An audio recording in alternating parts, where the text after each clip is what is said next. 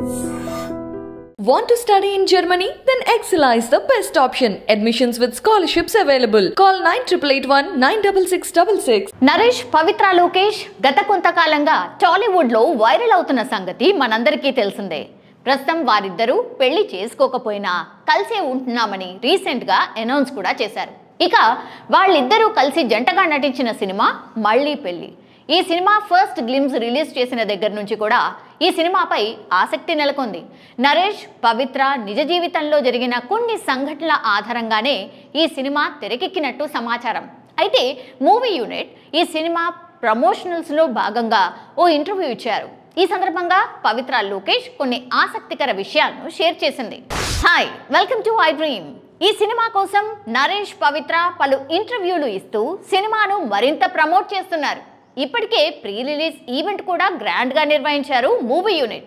ఈ నేపథ్యంలో పవిత్ర లోకేష్ తాజాగా ఇచ్చిన ఒక ఇంటర్వ్యూలో ఆసక్తికర వ్యాఖ్యలు చేసింది. పవిత్ర లోకేష్ మాట్లాడుతూ సమాజంలో చాలా నియమ నిబంధనలు ఉన్నాయి.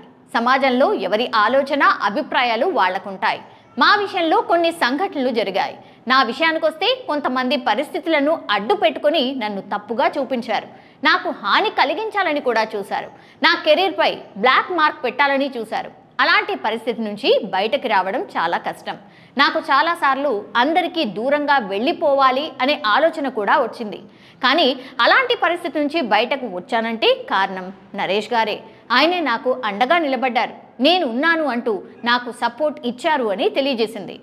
అలాగే నరేష్ పవిత్రాల రిలేషన్, నరేష్ ఫ్యామిలీ తమ గురించి ఏమనుకున్నారో తెలుపుతూ, నేను విజయ్ నిర్మల గారిని చివరి స్టేజ్లో ఉన్నప్పుడు కలిశాను. ఆమెతో ఎక్కువ మాట్లాడలేదు, కానీ కృష్ణ గారిని కలిసి చాలాసేపు మాట్లాడాను. మహేష్ను కూడా కలిశాను. నరేష్ కుటుంబ సభ్యులంతా మా బంధాన్ని ఆహ్వానించారు అని తెలియజేశారు. మరోవైపు ప్రేక్షకులు ఈ సినిమాపై మరింత ఆసక్తి చూపుతున్నారు. ఈ సినిమాపై ఇంత బజ్ రావడానికి కారణం మాత్రం నరేష్ పవిత్ర లోకేషే కారణం అంటున్నారు. మరి సినిమాకి ఇంత ఆసక్తి చూపిస్తున్న ప్రేక్షకులు సినిమా చూడడానికి వెళ్తారా అనేది వేసి చూడాలి.